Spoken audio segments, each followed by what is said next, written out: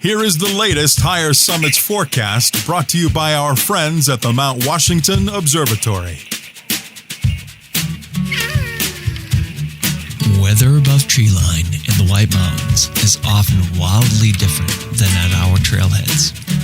Before you hike, check the Higher Summits forecast at mountwashington.org. Weather observers working at the nonprofit Mount Washington Observatory write this elevation-based forecast every morning and afternoon. Search and rescue teams, avalanche experts, and backcountry guides all rely on the Higher Summits forecast to anticipate weather conditions above treeline. You should too. Go to mountwashington.org or text forecast to 603-356-2137. Okay, here's your forecast for Friday, July 21st and Saturday, July 22nd. Friday, mostly in the clouds under mostly cloudy skies with rain showers, possibly falling heavy at times in the afternoon, and scattered afternoon thunderstorms with a high in the lower 50s. Winds will be blowing at southerly direction at 15 to 30 miles an hour, increasing to 30 to 45 mile an hour winds with gusts up to 55 miles per hour. So those winds are pretty significant. Friday night, in the clouds with rain showers, possibly falling heavy at times early, and isolated thunderstorms with a low in the upper 40s, with winds south shifting southwest at 30 to 45 miles per hour, with gusts up to 50 miles per hour, decreasing to 15 to 30 miles per hour. And Saturday, in the clouds with rain showers, a slight chance of afternoon thunderstorms with a high in the lower 50s. Winds southwest shifting west at 15 to 30 miles per hour. Alrighty, have a great weekend, everybody.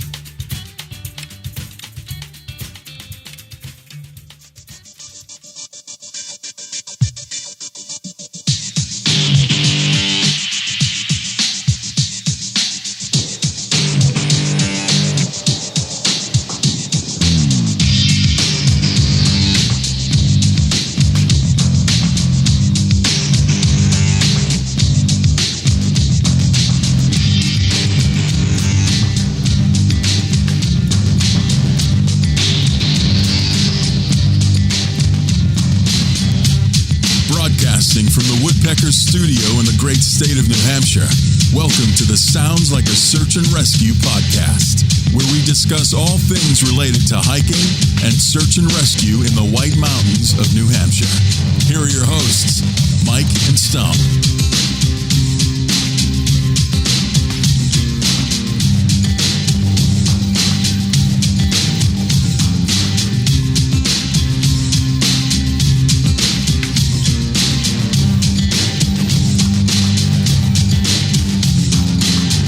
Okay, Stomp, episode 114. Hey, how's it going? 114? Good. We're in Danvers, Mass. 114. We're going to Liberty Tree Mall. Goodness. 114 is probably the worst highway in America. My grandparents lived off of 114 over by the old, remember the old Grossmans? I don't know if you remember that. I do. Yeah. So they lived like up in the mobile home park up there. So I was a young person driving there quite a bit. So it is a horrible road, but I got good at driving because of that. So. Oh yeah, it's just so prone to accidents, and there's no easy way off of it. Yeah, 114. Yeah. Hey, top of mind, like I know you just did the forecast and everything. Yeah.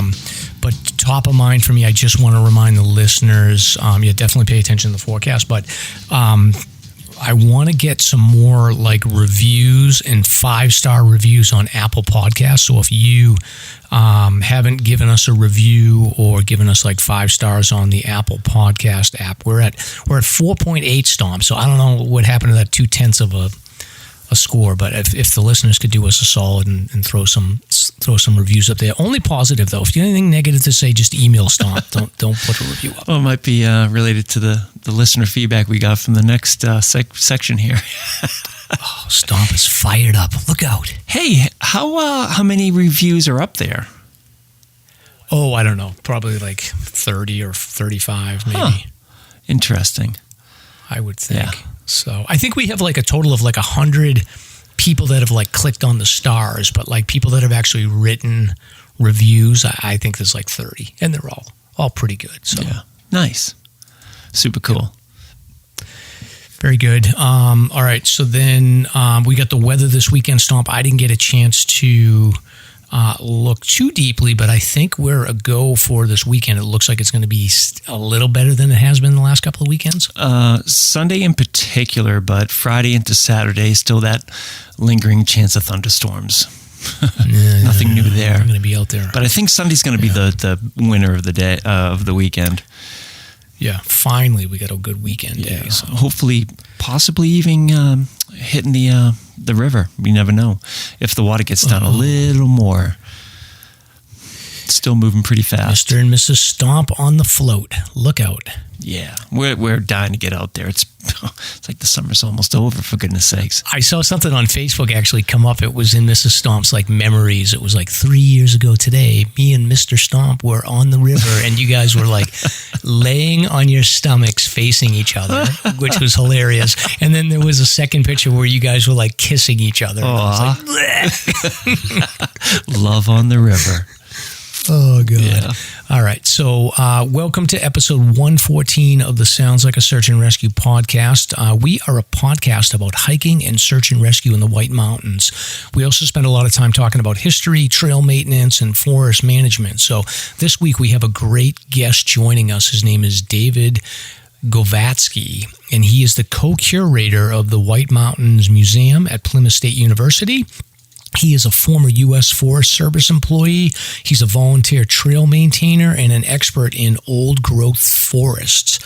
So some of the forest in the White Mountains actually was spared by the timber barons, and there's little pockets all over the place, and David knows all about them. So he was kind enough to sit down with us to talk about a wide range of topics, including his involvement in the 1967 Cog Railway accident.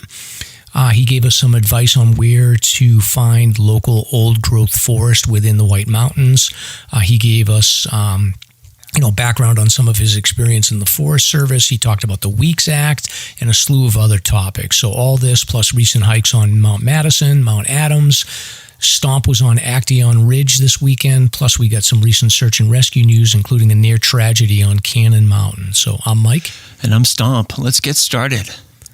Let's get started. All right, Stomp. So we got some listener feedback. Yeah. Stomp is a little fired up. So why don't you just, state your case? A little bit fired up. It's rare that we get feedback, actually, which is a good thing. But an email came in a couple days ago from a listener, and it says, "Hey guys, love the show.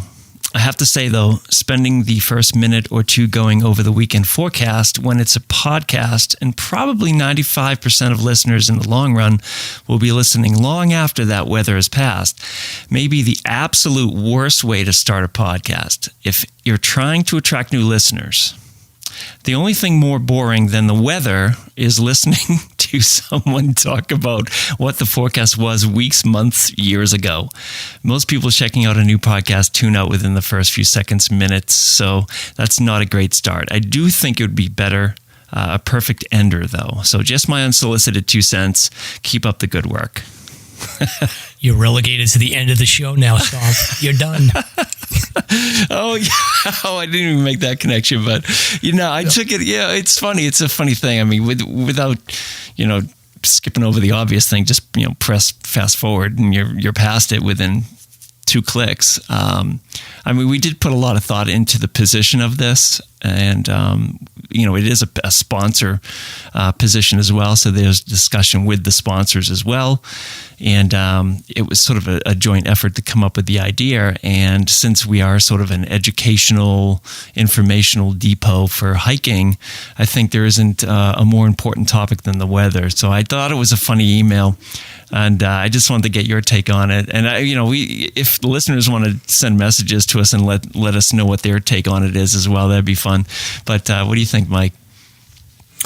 I think it's fine. I mean, just fast forward if you don't like it. And, at the end of the day, like, it's great to get new listeners, but like we do look at the downloads and everything like that. But ultimately, I feel like, from my perspective, I just do the podcast to shoot the bull with you and on once a week, and then we just put it out in the ether. And if people like it, they like it. If they don't, they don't. But sure. I would say maybe what we could do is, there's one thing that I had originally when we talked about this idea, that you would just read the weather report live, and then I would react to it, and maybe I can try to make it like funny or throw some jokes in. But I don't know. Not this week. Oh, yeah. We'll figure it out. I mean, just so people know, we're recording Thursday night. So when you're listening to this Friday morning or Saturday, it's released Friday morning, the next morning. So it's really tricky getting that report tapped into this. And but I guess we could try to do that. That'd be fun. Yeah, it's okay, Stomp. I think I like it. But honestly, it's like, even if it was placed at the end, if somebody's not interested in hearing the weather at the beginning, they're not going to listen to it at the end. True. Also, the person that wrote this, like, no, all cool. We love totally, you. Yeah. No, it's good feedback. Yeah, I don't really love you. I don't know you, but you're a nice person, I'm sure, and we appreciate the advice. So. Yeah, no question about it. Thank you. Very good. All right, Stomp. I wanted to just start off with a recent search and rescue. Since we got a bunch of these, so I figured I would just hit this one up that happened on Cannon Mountain over the weekend, because that's a big one. It sounds like it was a near miss here, young hiker. So, this was on July 15th, so I think this was maybe Saturday. I can't remember the day.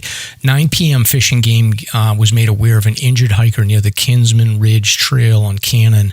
Solo hiker reported that he had lost the trail, and he was trying to make his way back to the summit of Cannon Mountain so that he could find the trail. And he fell off a ledge, landing on rocks about 20-30 feet below. Serious. So during the fall, this hiker suffered serious upper body injuries. The injured hiker advised that he was currently situated on another rocky ledge that was too steep to move in any direction. So conservation officers were able to get some ATVs up there, and they got the Pemmy Valley Search and Rescue Team responding. They were able to access the summit by ATV. Mm-hmm. So the first team of rescuers started towards the hiker's location around 10:45. Oh, it's dark. So this kid was, it was dark. Yep. The kid's waiting for 2 hours almost.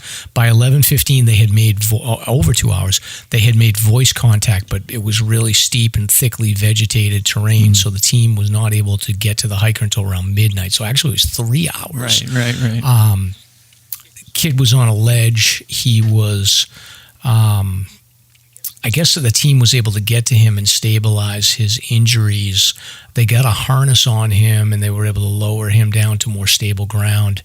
Luckily, the hiker was able to sort of pull it together and bushwhack with the assistance of some of the team members about 500 feet back up to Kinsman Ridge Trail, and he hit the final half mile up the Kinsman Ridge Trail to the summit of Cannon, and then they were able to get a tram car to the summit to bring supplies and bring the hiker back down the mountain. So this is all 3 a.m. So 9 p.m. he calls.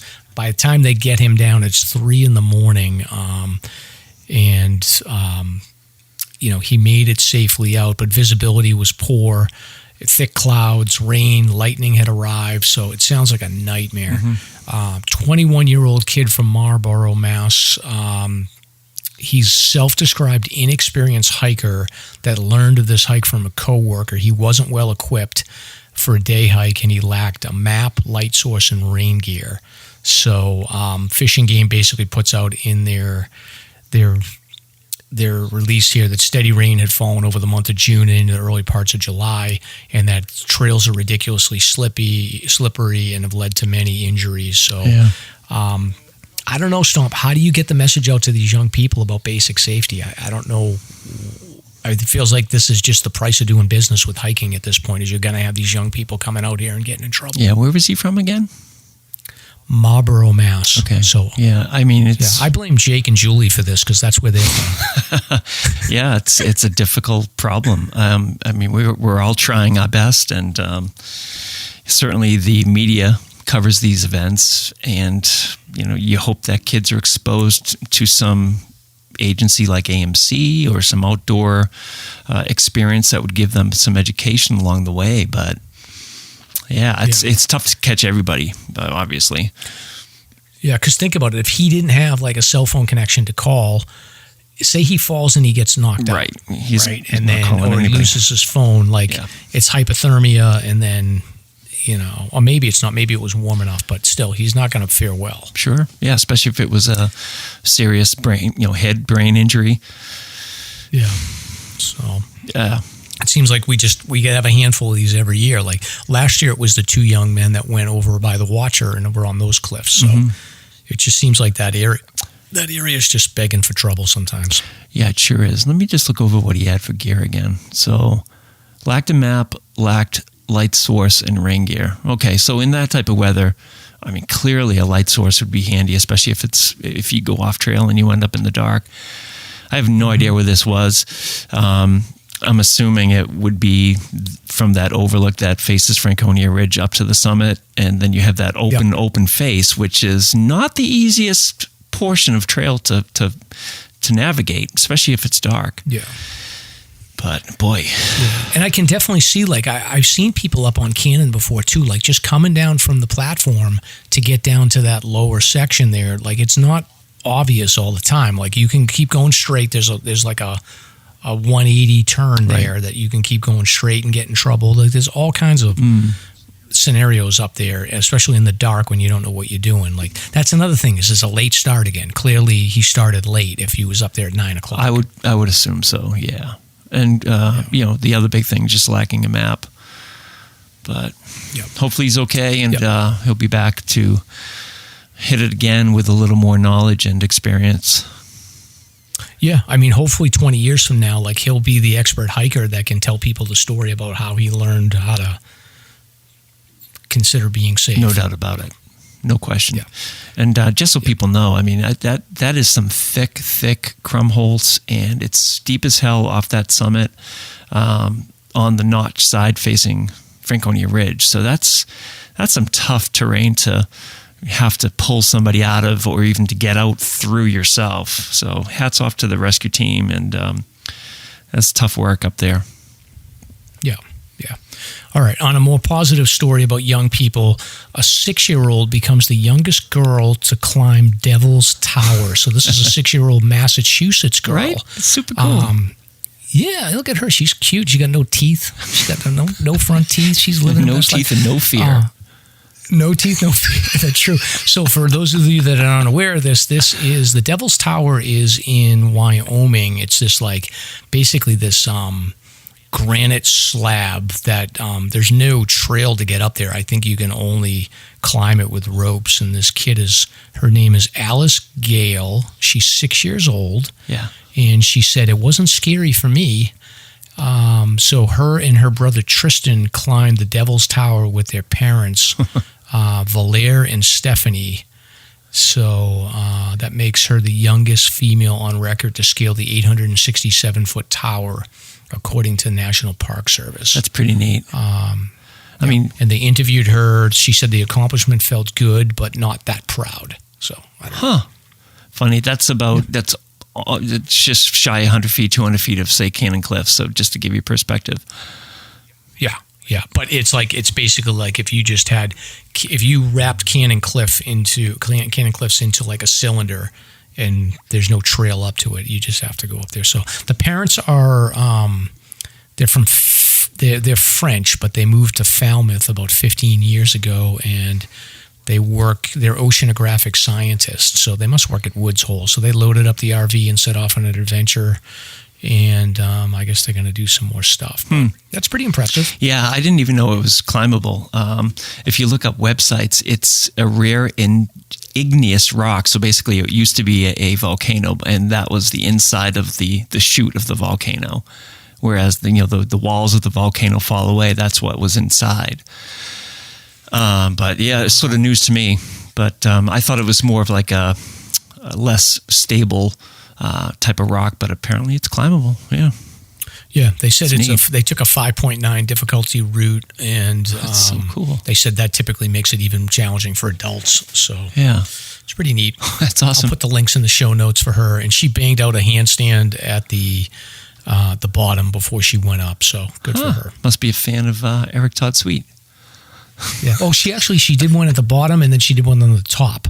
Oh, so not even Eric does that. That's incredible. He's got competition.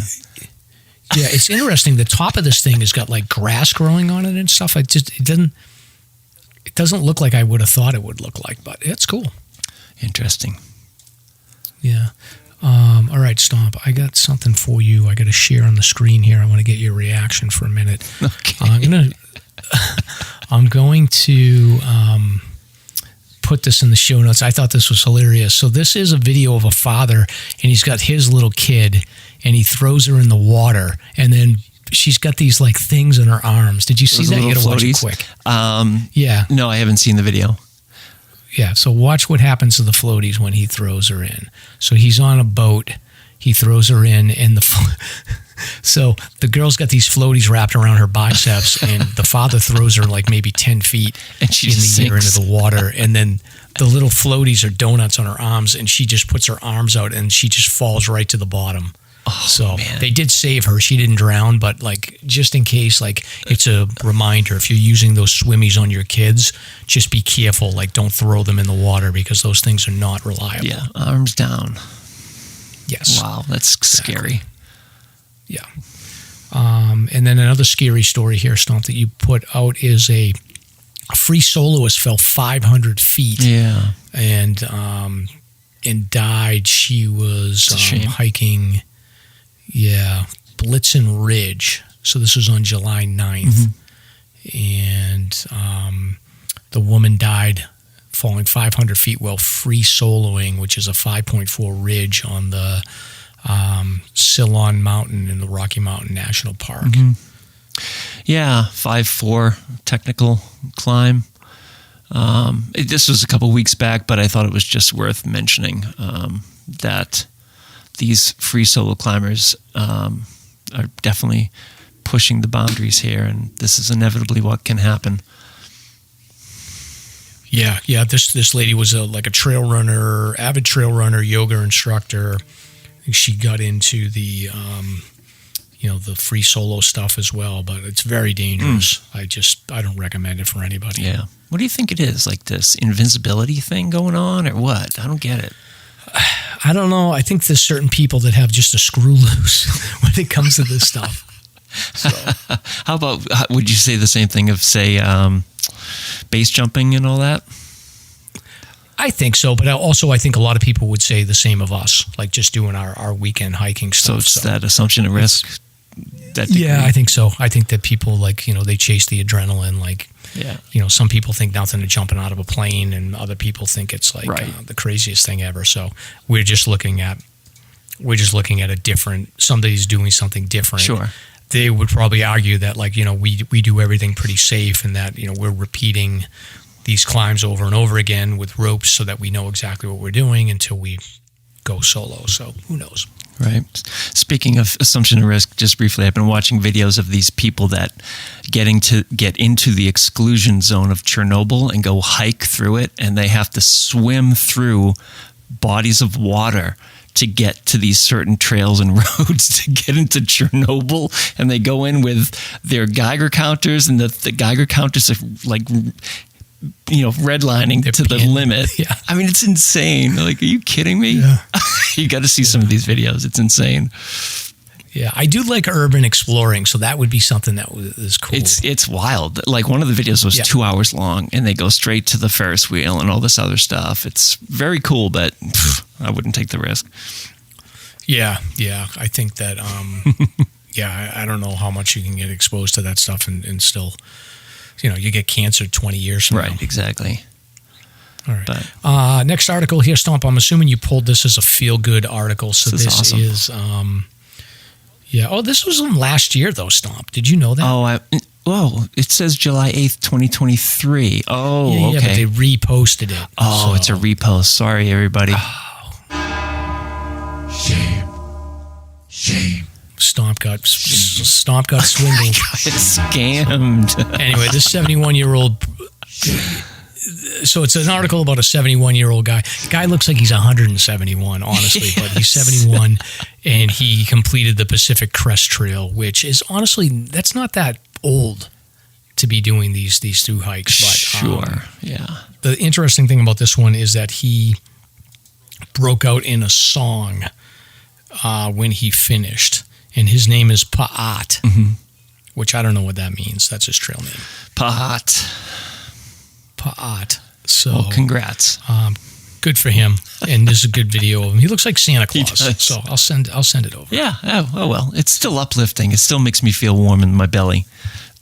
It does. And the interesting thing here is they say that only 14% of people who attempt the Pacific Crest Trail succeed. I always hear the Appalachian Trail is 1 in 5, so that's 20%. So sounds about right. Yeah. Wow. Well, anyway. Sorry, gang. Dropped the ball on that one. That was a fail. Nice move. It's the last time I look at the date at the top. I'm going to have to read these things. Seriously.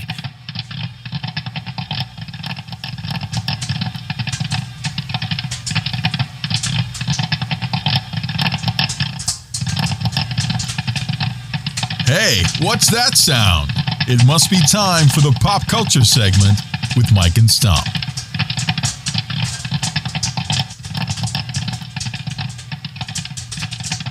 All right, pop culture news. We haven't talked about pop culture stuff. Stomp. I'm in the middle of the summer when I found out I'm pretty. I'm binging that. I love it. Oh, yeah? But I have watched one episode of The Witcher. So you want to talk about Henry Cavill splitting from The Witcher.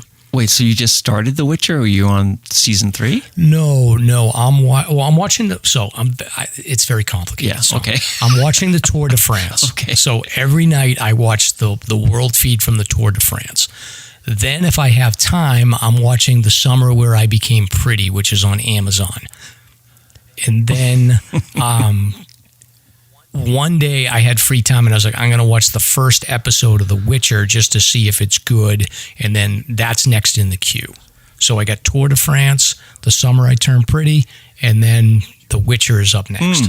So I've only watched one episode, so don't spoil me. Well, I honestly, I think you should probably read the books first, because that's probably why Henry Cavill is leaving, because he was really disappointed from interviews that I've seen recently that they're going way astray of the original material. And that's why he's signing off, apparently. And I guess he's being replaced by Liam Hemsworth, which is Thor's brother there. He was in Mockingbird and all that stuff with Jennifer Lawrence. So I tend to agree. It's like in this newest season, he's almost a side story to other characters. So I'm still enjoying some of the effects and things like that, and he's fun to watch. But so he's out. I won't say any more. Yeah. I think episode 1 was definitely very Siri focused, but I think he's fantastic. Yeah. So I don't know, Liam Hemsworth, he's a good actor, so we'll see what happens. So, or Chris Hemsworth, whatever one it is. Maybe he has the gravitas. Yeah, who knows? Is he the one that got divorced from Miley Cyrus? Yes, that's correct. Do you know? Oh, this is other breaking pop culture news. Miley Cyrus is apparently in a cult. She's in some weird cult in Hollywood. Oh yeah, is this a joke? Yeah. No, seriously, she got wrapped up in some cult. She's with these two friends, and they're in the cult. It's like one of those pretty girl cults. Like, wasn't there one of those like the Nixium cult or something like that? I don't know if it's like that, but she's in one of these pretty girl cults. So interesting. See what goes on. We'll keep an eye on that. Wow.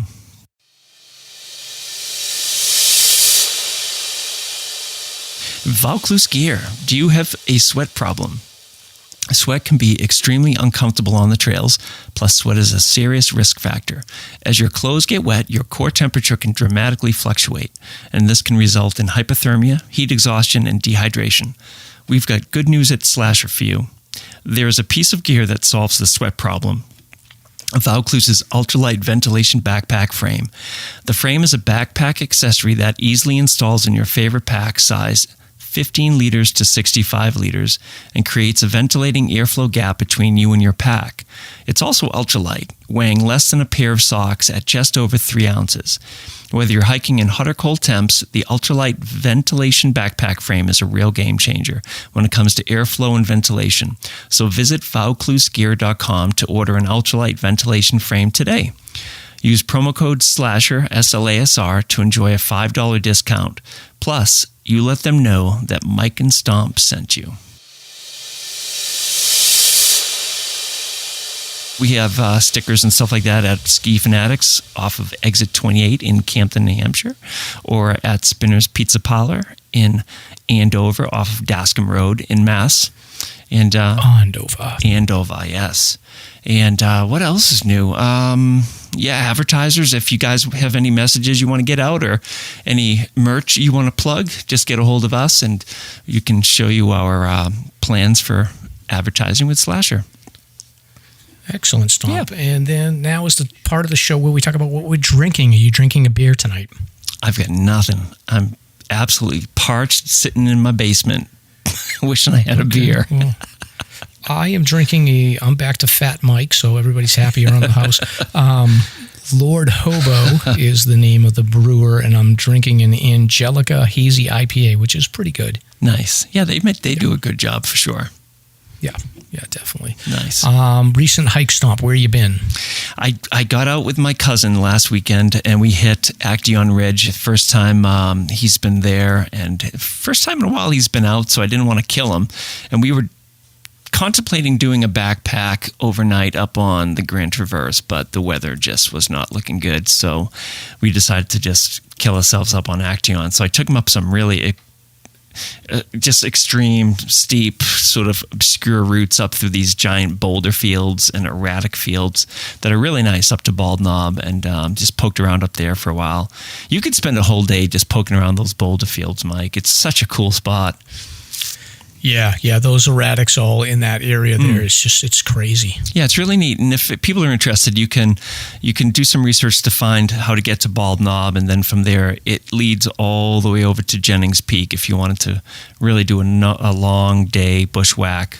So we've talked about it before, but it's just a beautiful area. Yeah. Now when we went, we did not do Bald Knob. We skipped past that because it was just like there was no views, right? Are you thinking Jennings Peak?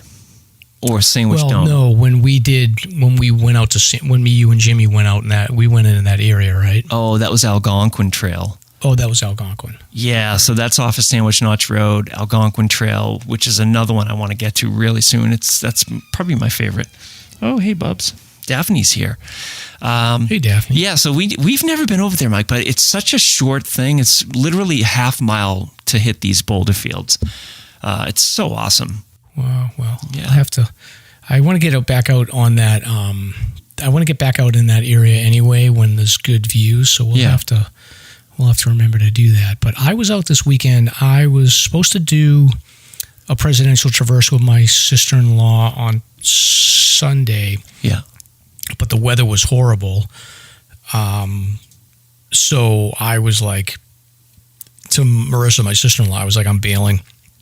Mm-hmm. She was like, I'm bailing too. So we like bailed together. So it was like, how sometimes you do that. Didn't feel bad. Neither one of you wants to be the first, but then when somebody finally says something, they're like, oh, thank God. Exactly.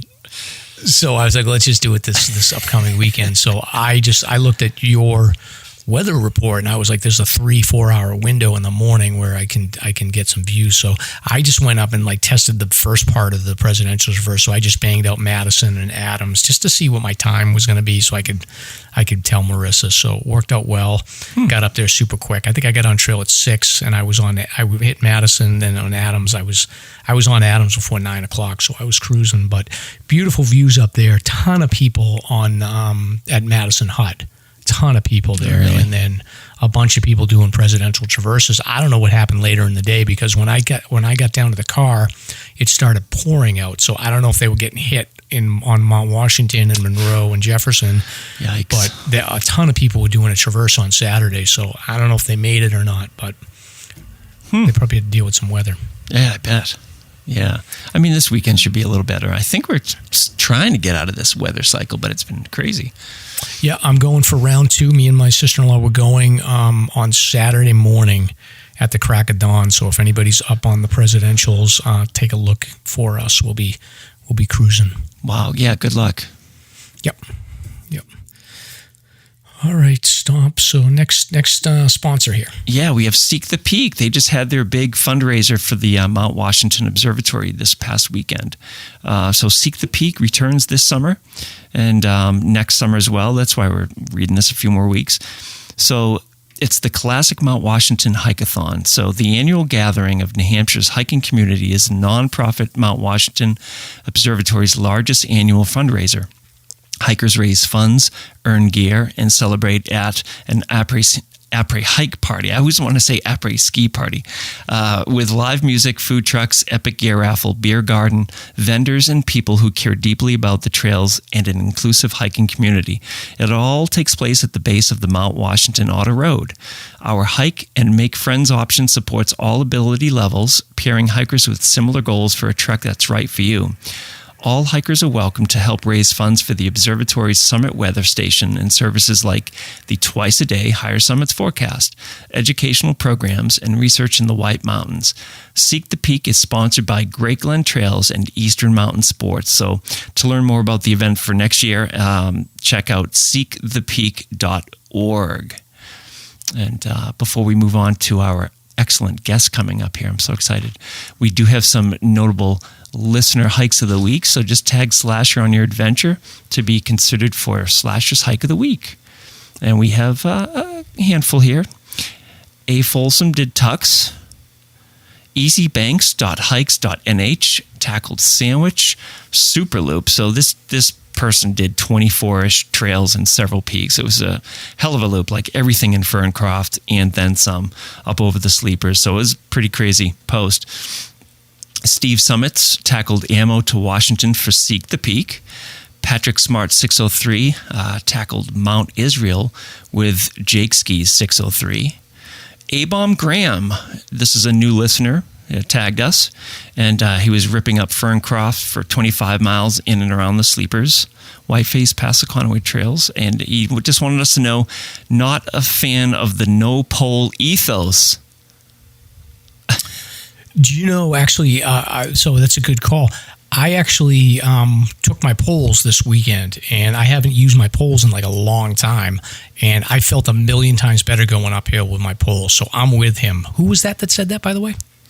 A-Bomb Graham. A-Bomb. Oh, yeah, I saw that one, actually. Yeah, Graham. I'm right with him. I'm pro pole now. Oh, okay, I get you. Well, you know I'm not, for obvious reasons. Yeah. We can talk about that some other time. I feel like you're the reason I stubbed my toe. Because if I had my poles, I wouldn't have done that. Assumption of risk. Oh, my God. Hey, we got a tag for an out-of-state adventure here. It's Just Behavior. Did the Tour de Mont Blanc. It was an 11-day hike, 105 miles, multiple countries, and they took SLASRPodcast along in their ear as they hiked along, so that's pretty neat. Sounds awesome, doesn't it? Sounds amazing, yeah. Oh, yeah. Brady Girl 1 did Carrigain and made note of some mushrooms that are popping out there. Beautiful pics. Steve Summits, Huntington Ravine. Now, this is an interesting one. So, Steve, we met at some of the events, and he wanted to hit Huntington, but unfortunately suffered a dislocated shoulder and was hemming and hawing about whether he should continue on, but ultimately he decided to turn back. So hats off to Steve for probably making the best call. That's not an easy trail by far. Yes. Let's see, two more here. Actually, one more. So Nick hikes and plays guitar, tagged us in a location called Sunset Ledge, which is on the Long Trail South from Lincoln Gap. So it's out of state, if I remember, right? Vermont, perhaps? Yes, Long Trail is in Vermont. Yeah, so it was a family hike, and he says it's a great one for little ones. 500-foot elevation and 2 miles round trip. So if you're out in the area, be sure to take the kids and check that one out. And that's it. Excellent. So, Stomp, we're going to dump into our segment of the week. We've got David Govatski, who is, like I said in the intro, really interesting guest. He's got a lot of cool perspectives, so I think the listeners are going to love this. We did an hour with him. I could have done like 5 hours, so he was great. I think let's move into that, and then we'll pop back out and do some recent search and rescue news. All right.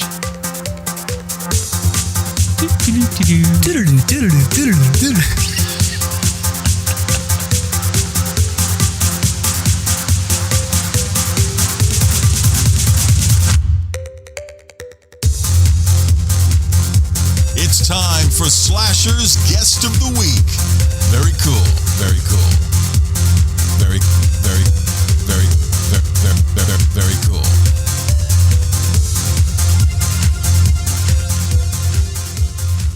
All right, David, welcome to the SLASR podcast. How are you today? I'm doing fine.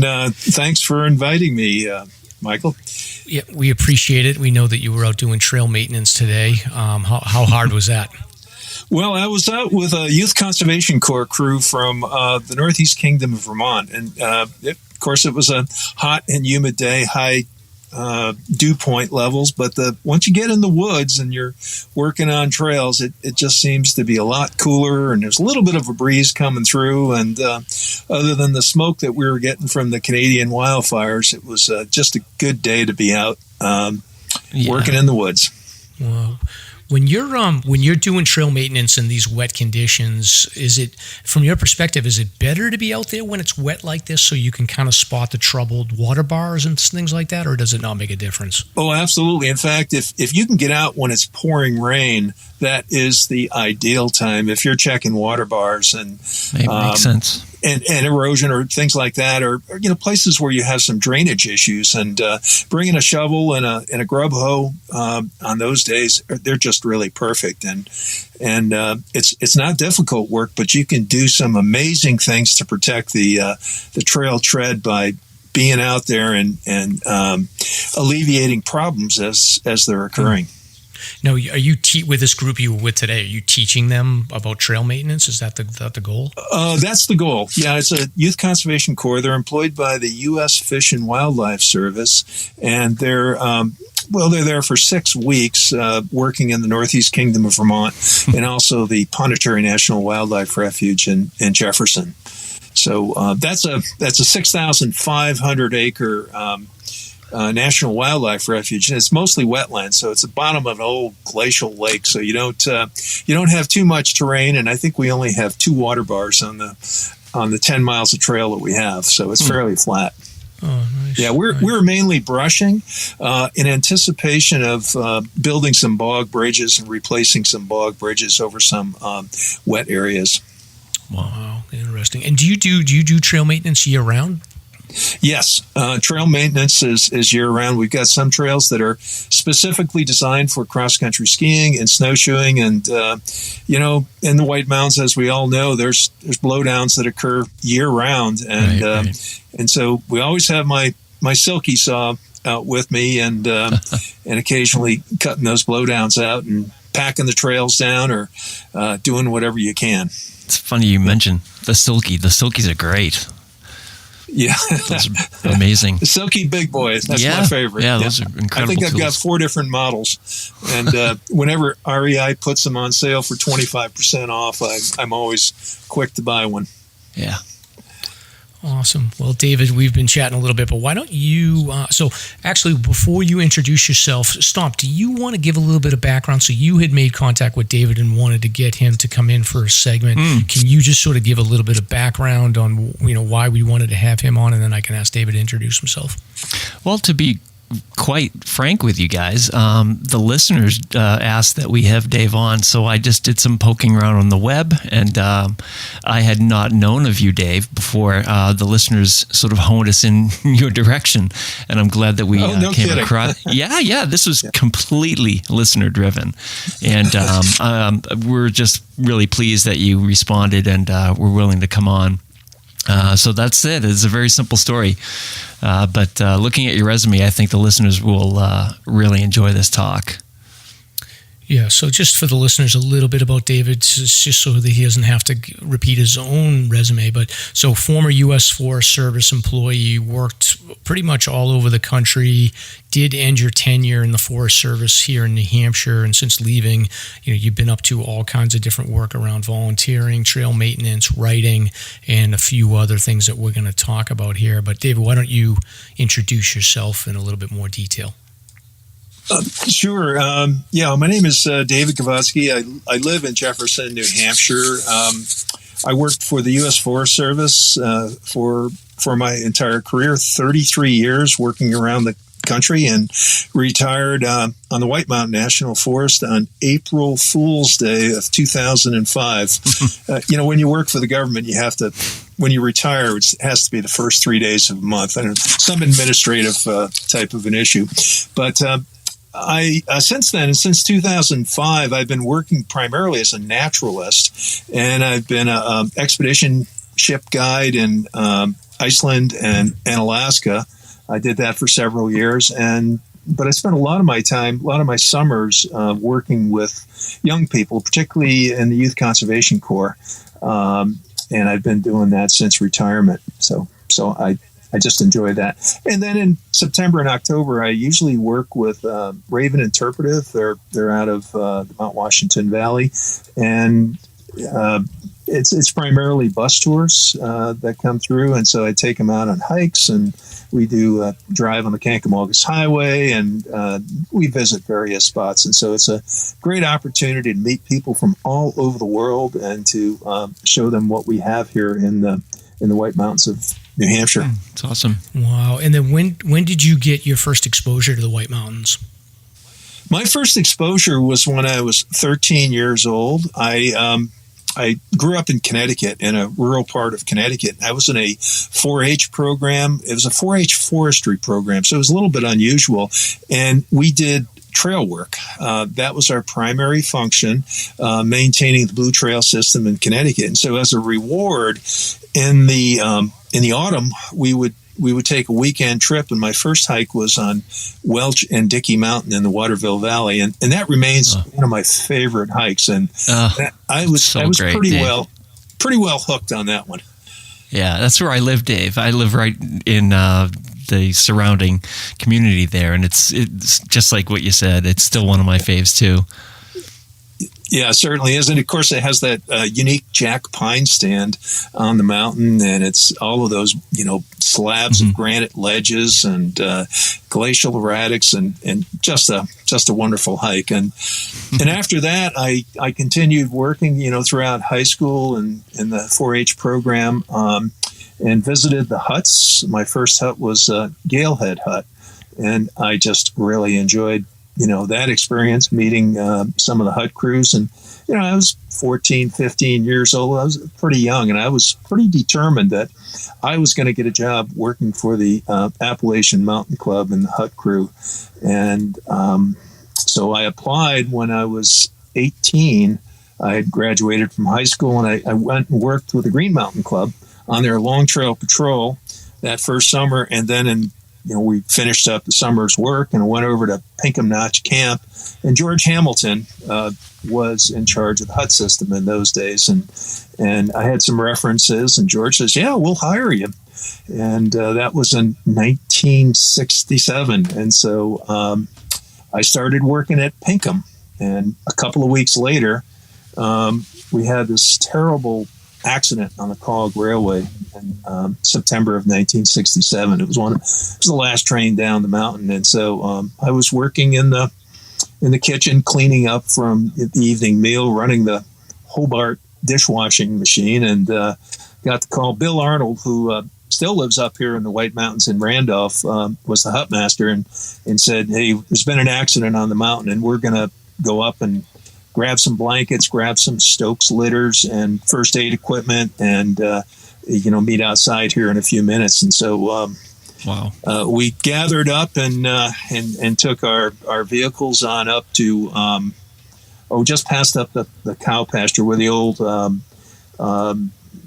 a Navy test site was, and we parked there. And there's a little cut-off trail, you probably all know about it, over to the Gulf side. And on the way, we got close to the tracks, and we met a couple people, the walking wounded, you might say, that were walking up the mountain, and so we helped some of them, and then we just proceeded on down to where the actual the engine and the car had gone off the Cog tracks itself, and did our best to help people out and load up some of the bodies that were had been killed in this terrible accident. And that was at Skyline. Wow. So you were 18 at this time? Yeah, I was 18. Yep. Wow.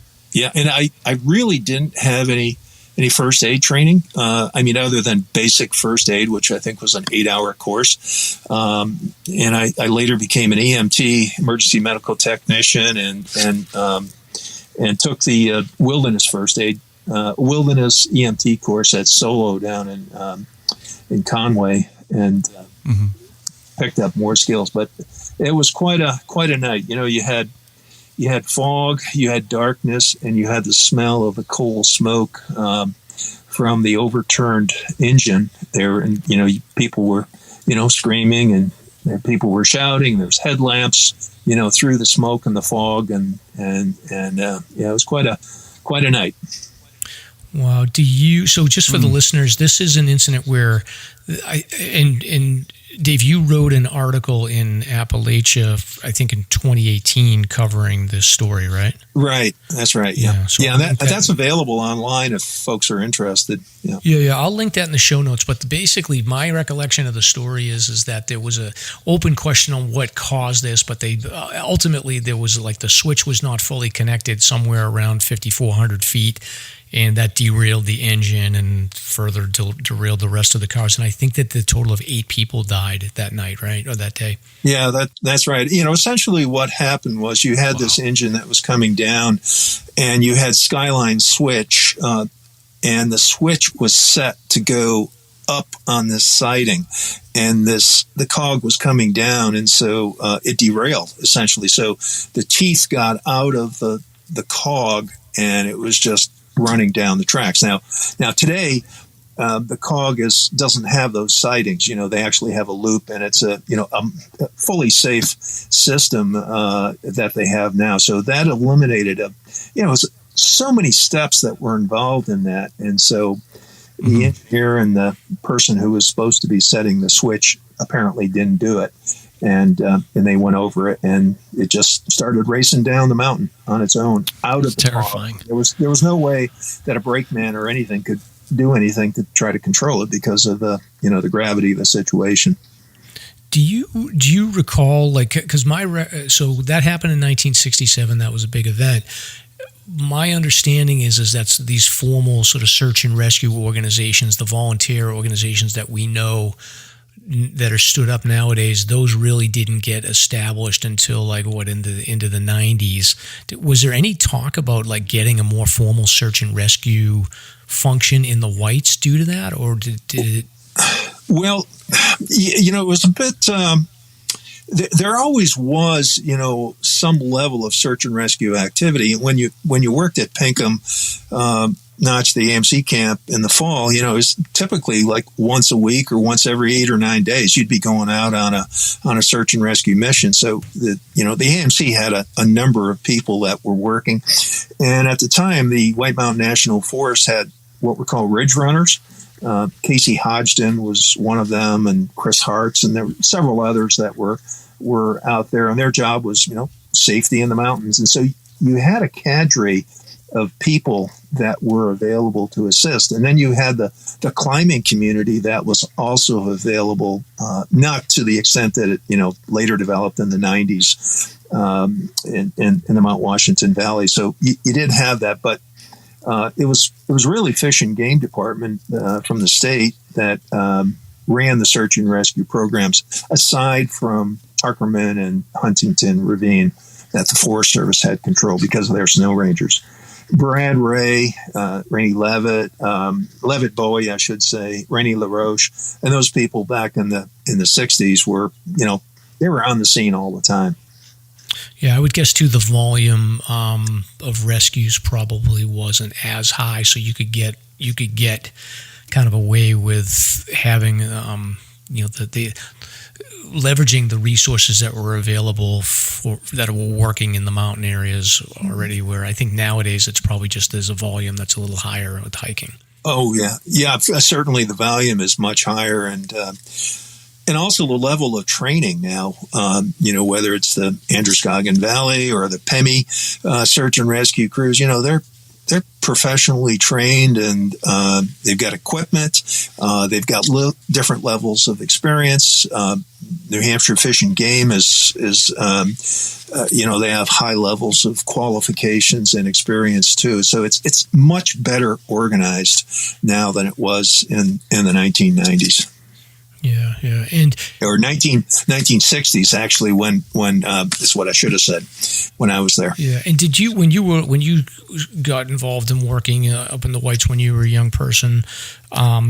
Were you consciously saying, I'm going to hike the 4,000 footer list, or I'm going to redline the White Mountain Guide? Like, can you talk a little bit about like sort of the hobbyist activity around hiking back then?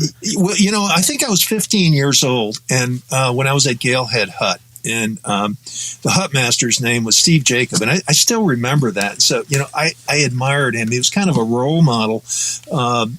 As here I am, a young high school kid, and I asked him what he did on his days off, and he said, "Well, I take this AMC White Mountain Guide, and I've got the maps in there, and I take a red ink pen and I write. I basically follow the trails that I've hiked, and I'm trying to do all of the trails." And he says, "Then I put the date down along that red line, and so that's what I do on my days off. I just love hiking." And I said, "Oh, that's a great idea." And so in those days, I started to even as a teenager, I started collecting AMC White Mountain Guides, and I got some from the 1930s.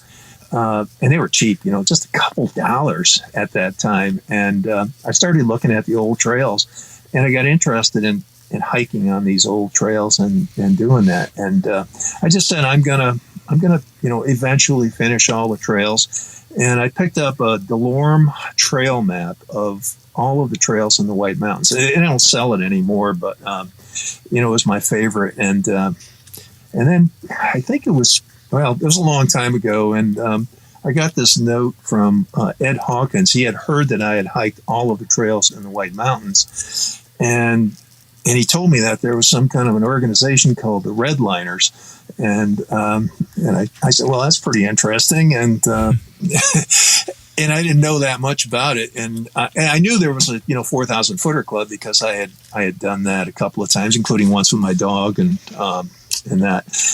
So he sent me this badge, this little certificate, and that I had done it.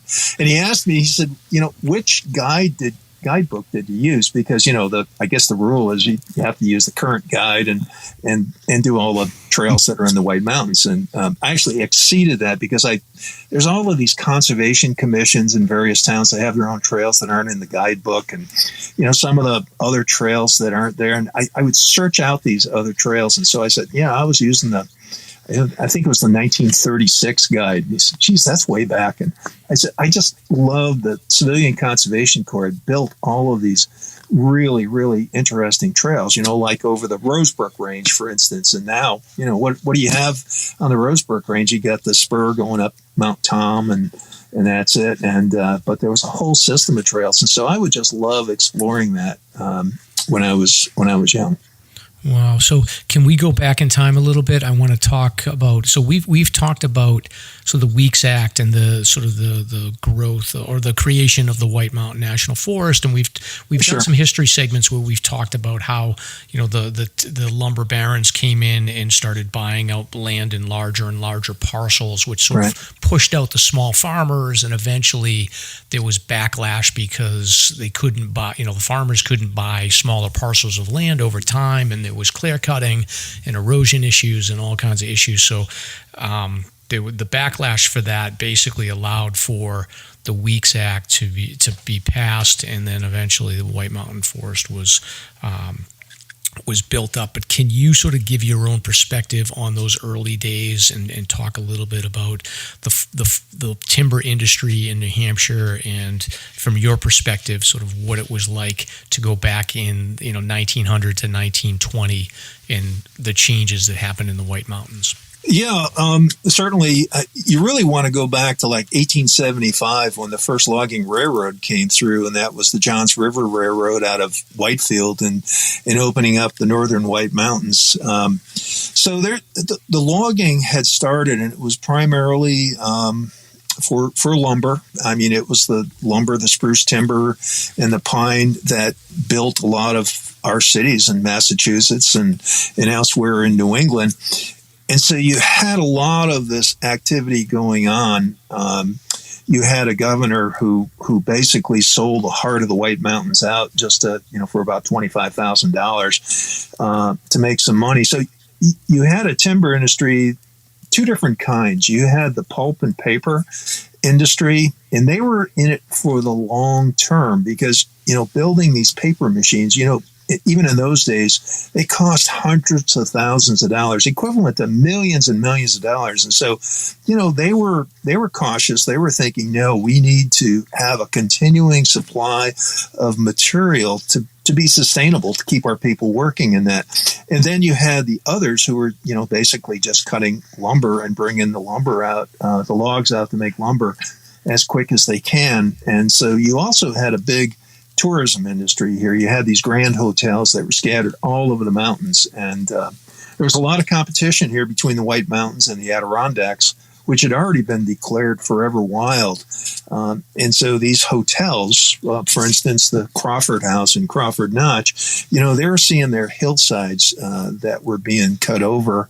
And later, like in 1903, they were burned over. You had 85,000 acres of forest here in the White Mountains that burned. And so they were really getting quite concerned about what was happening to their mountains and to their potential business. And combined with that, you had conservation organizations, and you had the Federation of Women's Clubs that were very instrumental in wanting to protect some of this forest land. And New Hampshire didn't really have the money to acquire, several 100,000 acres of land in the White Mountains. It's never been a particularly wealthy state for doing that. And so you had a New England effort, mainly centered out of, really, I hate to say it, Boston, that wanted to protect this area. They got together, with business, industry, these women's clubs and recreationists, the Appalachian Mountain Club, the Society of Protection of New Hampshire Forest. And you had a group of people that the stars were aligned. They got together and said, here's what we're going to do. And they got together and decided that we want to create the Eastern National Forest. The National Forest out west had already been declared in the 1890s. There were public domain lands that became forest reserves and then eventually national forests. But there were very few in the eastern United States. And so there was this movement, not just in New England, but also in the southern Appalachians. They got together and came up and said, we need to have either a national park or national forest in the east. So you had a congressman from Massachusetts who grew up in Lancaster, New Hampshire. There's a state park named for him, Week State Park, that basically sponsored the legislation in the House of Representatives to create this Weeks Act. And they tried multiple times over several years. And in 1910, there was a huge fire, the big fire in Idaho and Washington and Oregon, the big blow up that burned millions of acres, and 70 or 80 people were killed on that. And so one of the things that John Weeks did was to say, we're going to also include in the Weeks Act the legislation that will allow cooperative forest fire protection, that we can share resources between the states and the federal government. And so this convinced the Western congressional delegation to go along with it. And what Weeks did, because there's always a question about the constitutionality of the federal government buying private land, even though they were from willing sellers. So what Weeks did was to say that this fell under the Interstate Commerce Clause by protecting the headwaters of the four major rivers of New England, the Connecticut, the Saco, the Androscoggin, and the Merrimack River, Pemigewasset, which flows into the Merrimack. And so this is how it passed the Interstate Commerce Clause of the Constitution and became that. And so eventually it passed on March 1st of 1911. The president signed it, and we started creating these Eastern National Forests. And we got over 40 national forests in the East that were created because of the Weeks Act, and about 20 million acres. And today, the White Mountain National Forest is about 806,000 acres of public land. About 50,000 acres is in the state of Maine. Now, the state of the forests in those early days, once land was getting purchased to create the federal forest, you had obviously the two types of forestry activity going on with the paper mills and then the kind of the clear cutters. Can you talk a little bit, because we want to talk about old growth trees and old growth forest. Can you talk a little bit about like what any of the timber barons thinking in terms of like forestry or environmentally conscious around like saving some of these forests, or was it just completely clear cut everything and that's what we have now? Well, some of them were looking at a longer term. For instance, in Livermore and up near Mount Kerrigan, I mean, there was an entire village that was set up in a logging railroad that went up through there. So yeah, they were looking at that. But Henry and some of the other big loggers were, mainly just interested in providing logs for. And then basically they would sell the cut over, in some cases burned over land to the Forest Service at a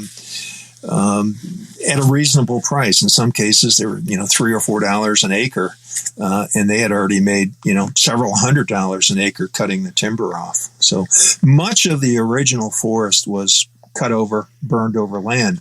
But some of the people that were working for the Forest Service at the time, these were the land acquisition teams, said, we need to get some of this original forest that had never been cut over or burned over to, be representative samples. And so they went out of their way to try to buy some of these areas, and they did. And these later became, some of our old growth forests that we have.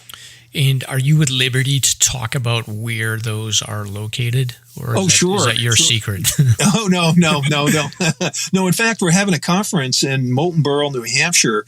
It's the Eastern Old Growth Conference, September 21st through 23rd at the Geneva Point Conference Center. And listeners are invited to, check it out on the internet. We have 30 different speakers that are going to be coming, and we have field trips, 10 different field trips to a number of these old growth forests.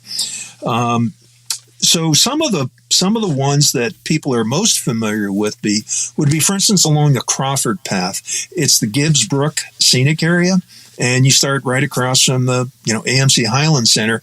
And the reason that was an old growth forest was because you had the Crawford House there, and they didn't want to see their trees cut. They owned it, and it later was acquired by the U.S. government for the public. Another place that is a pretty interesting old growth forest is in Mad River Notch, and that what we know of as Greeley Ponds. And this forest was a yellow birch, red spruce, sugar maple forest. And there's two beautiful ponds, Upper and Lower Greeley Ponds, and that's a popular hiking trail. And people get up there and they say, "Wow, those are really big trees." And so you have that old growth forest. Another one is Snyder Brook Scenic Area in Randolph, right off of Route 2, Appalachia parking lot. That's only 36 acres, but you can really see what the original forest was like. There's the Bowl Research Natural Area, and that's down in the Tamworth, Wanalancet area. And then you have some of the state lands. I mean, I've got a list of about 20 different old growth forests, but one of the ones I wanted to mention is the Hemingway State Forest, and that's in Tamworth. And there's a place called Big Pines Natural Area, and that again is in Tamworth. And there's a wonderful trail that goes through there, and eventually it gets up to a fire lookout called Great Hill. Dave? Yeah. That's not to be confused with Big Pines in Livermore, right? Or off of Waterville? That's a different one. Yeah, there's only a handful of the big pines down in the Waterville Valley, but those are pretty spectacular. They are along that trail. Well, this one at Big Pines, it may not be original forest, but the forest is at least 150 years old. There's a tree. There's one white pine tree there that I measured 155 feet tall. And I think it's like 50. Yeah, I mean it's just amazing. 58 inches in diameter, and you strain your neck just looking up at it.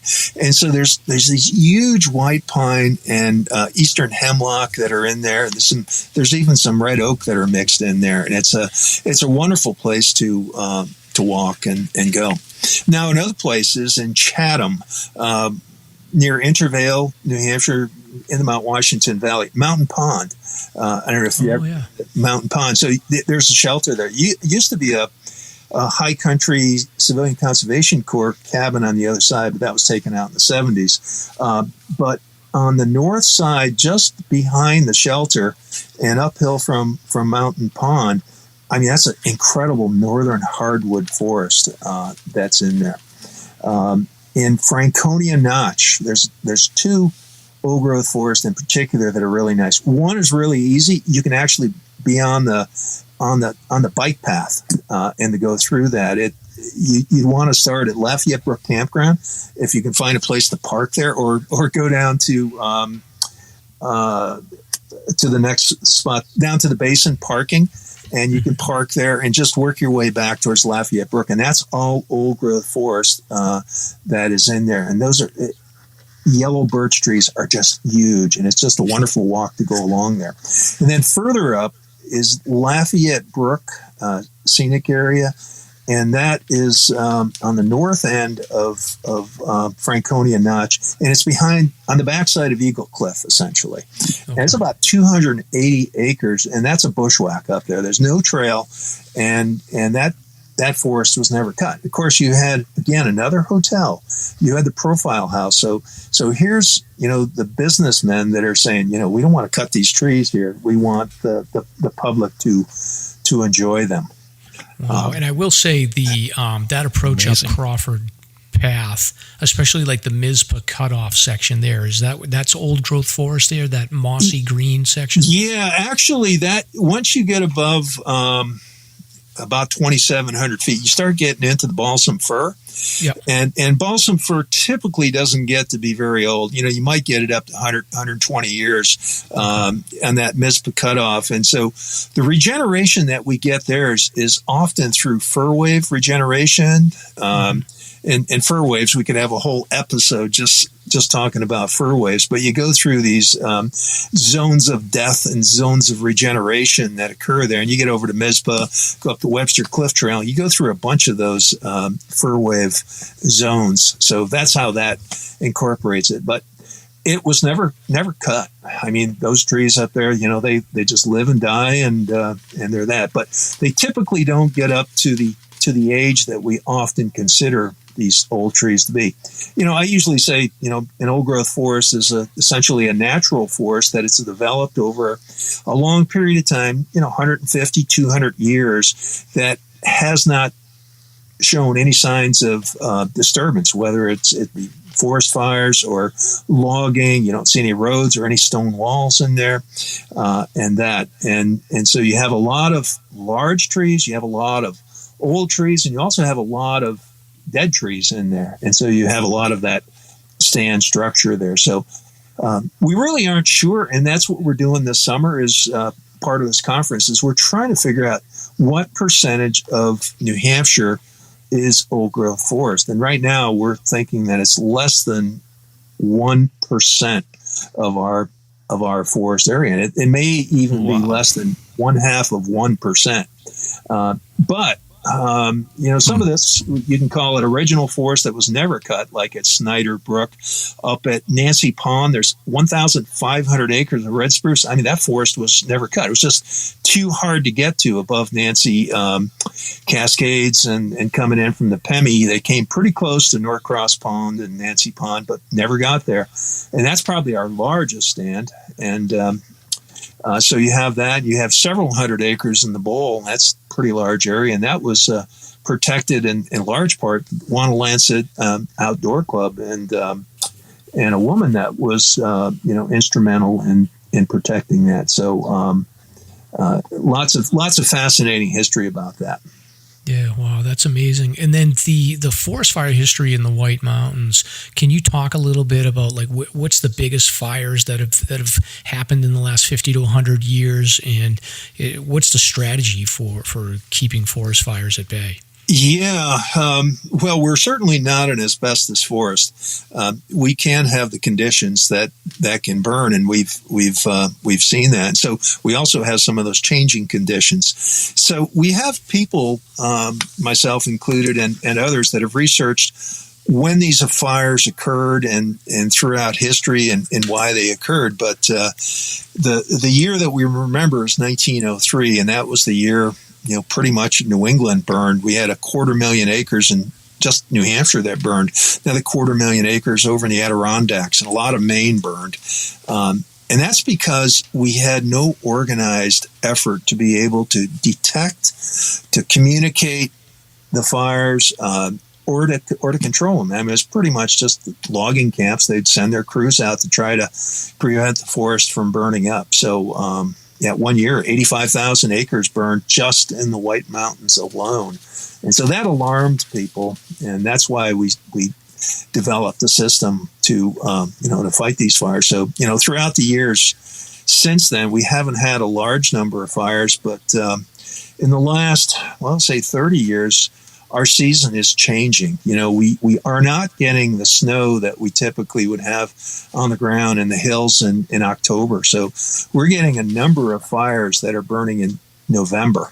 And that seems to be the time when the leaves are off the trees. You have a lot of sun coming to the forest floor. You get wind, and you get people out there that are hunting or hiking, and they build a warming fire. And the next thing you know is that fire, with the topography and the leaves that are burning, just races on up to the mountaintops. And you've had that a series of fires, one off of the Kankamogus highway that burned 300 acres not that long ago.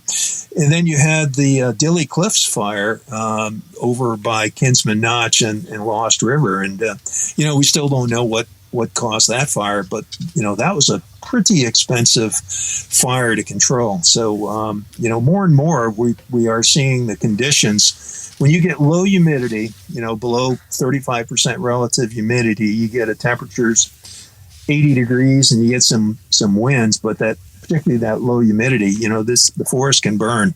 It probably won't be burning for a while because we've had so much rain that it's going to take a long time for things to dry out. Wow, that's fascinating. And then it's not like what's happening in Canada right now. Canada is burning, and we're essentially in one of those years. They call them El Nino years, Spanish for little boy, and this is a particularly strong El Nino year as opposed to a La Nina year, which is the little girl. The El Nino years typically. You get a lot of warm water building up on the Pacific, particularly on the West Coast. And so you tend to get a jet stream pattern that changes and typically goes, further north and then further south, like our area, and then down into the southeast. You tend to get a lot of rain that's coming in. And so that's one of the reasons that, we're having the situation that we're having. In addition, it's just longer seasons. I mean, fire season in California, Southern California, it used to be October. The fires are pretty well out. You might get some windy conditions coming in, but generally it was out. They're just burning 12 months of the year now, and where we typically would get some big fires that were 5,000 or 10,000 acres.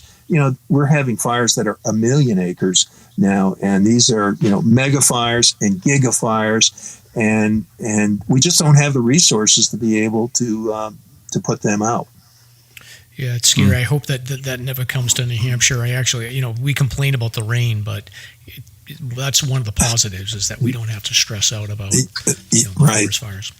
Yeah, for the most part, and we have a lot of trained personnel in the state of New Hampshire Forest and Lands, and they've got a number of people and volunteers, and even our fire departments are now pretty well trained and equipped to deal with forest fires. I wanted to ask you, just changing topics, about your involvement or your involvement in the Museum of the White Mountains. Can you talk about that a little bit? Sure. In fact, we're going to be having our 10th anniversary of the Museum of the White Mountains at Congrats. Yeah, at Plymouth State University. It'll be in August. You should. Hey, you don't live that far away. You should come over for that event. It'll be publicized. So, the Museum of the White Mountains is an academic associated museum with Plymouth State University. And it's a combination of, the historical collections, and we do a lot of programs and evening programs, and we have online collections that you can access, photographs, booklets, publications, maps, and so forth. So it continues to grow.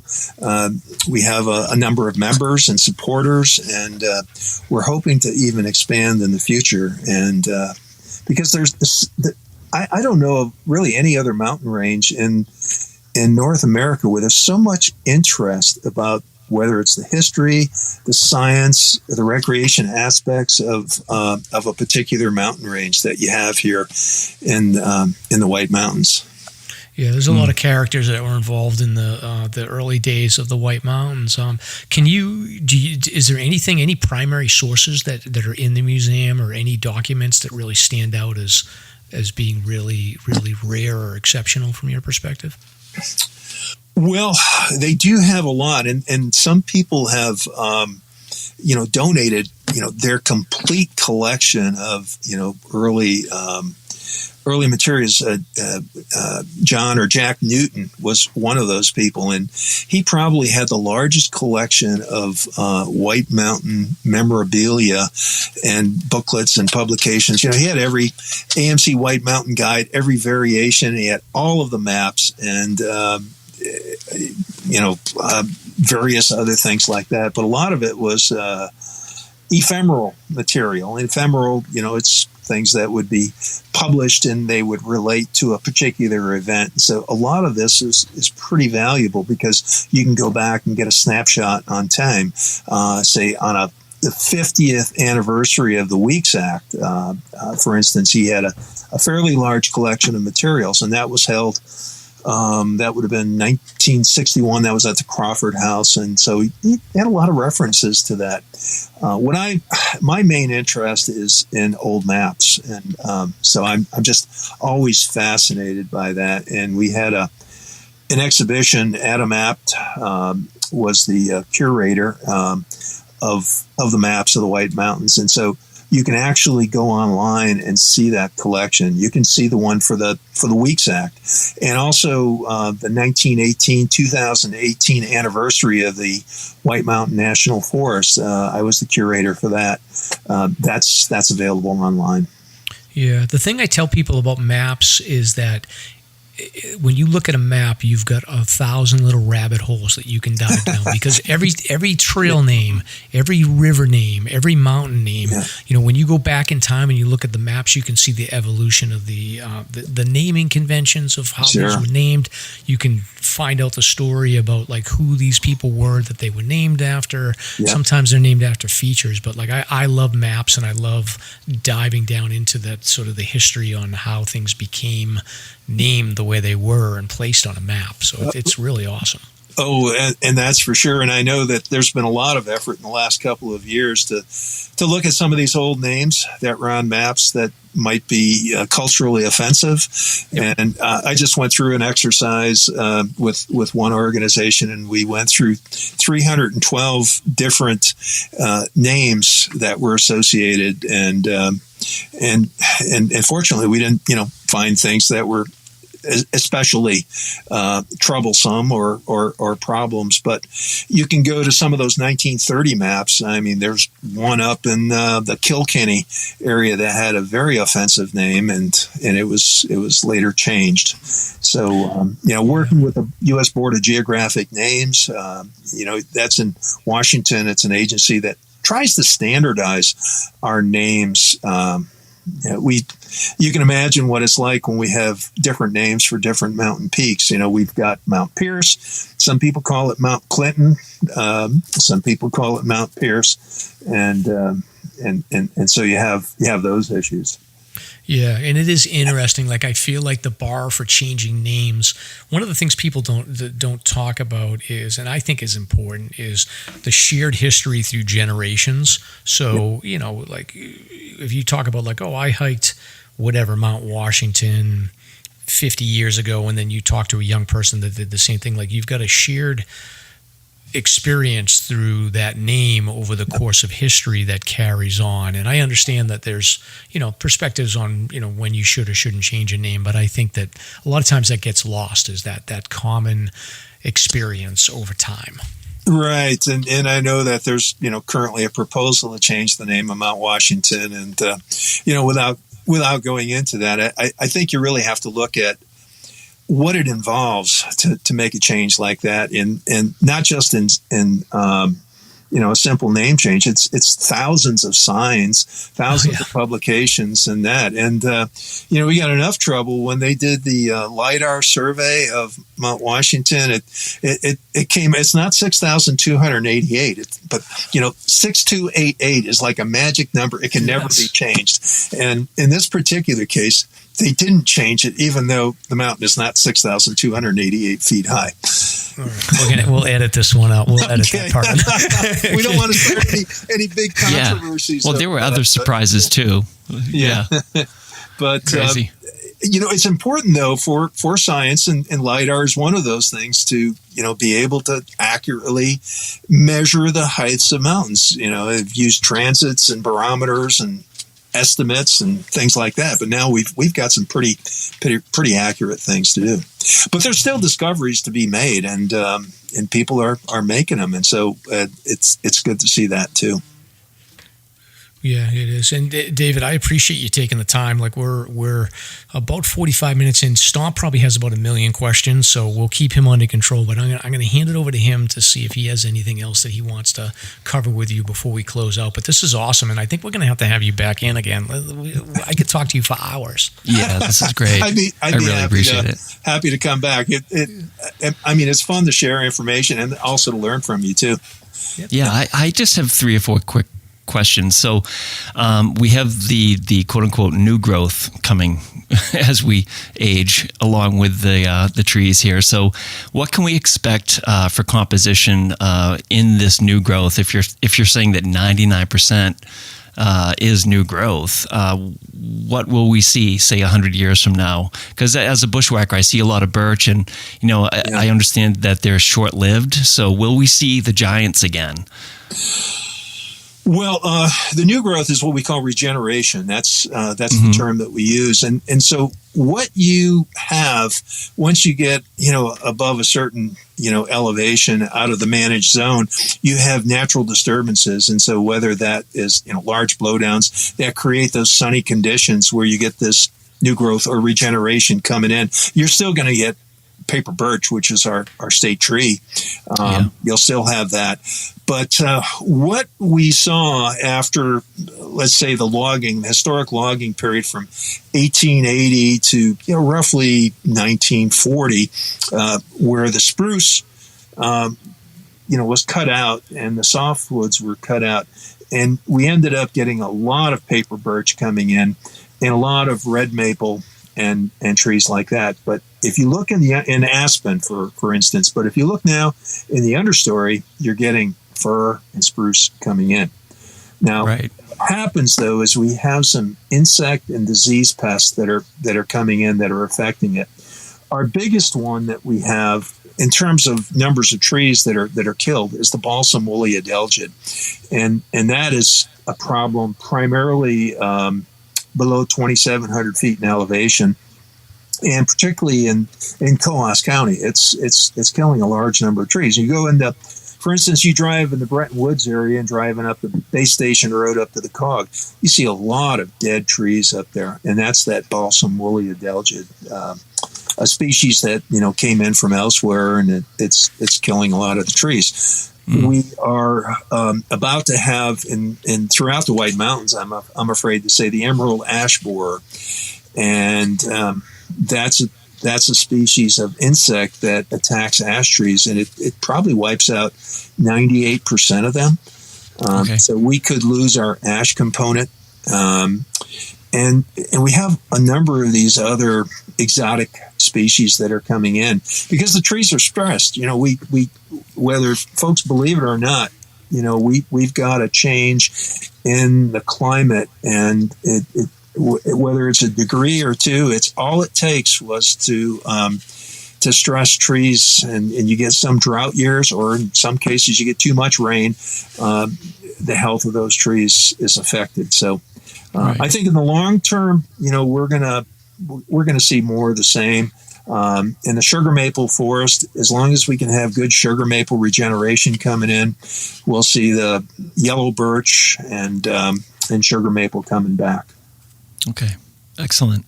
Are you familiar with that ash that's up by Peaked Hill Pond? That old one that's on the way up? I'm not sure if you're familiar with that area. I am. That's There's a great one trail. It looks like it's dying, but it's massive. Yeah, I recall seeing that. I did that a couple years ago, that trail. And I don't know what the cause of that is, but I know that the larger ash trees can survive the emerald ash borer for longer periods of time.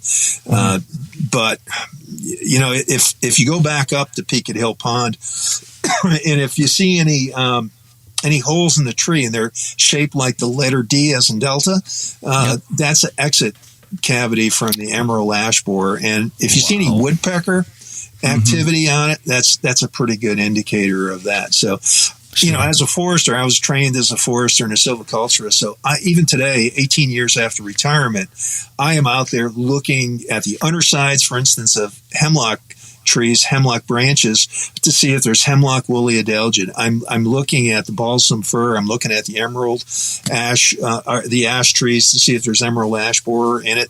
I'm looking at butternut trees, and I'm looking at basically any tree that I see that has, the potential for health issues, just so that we can have this early detection of what's going on. Okay. Yeah, I just have a few more. This is fascinating. Have you ever met my personal hero, Joe Dodge?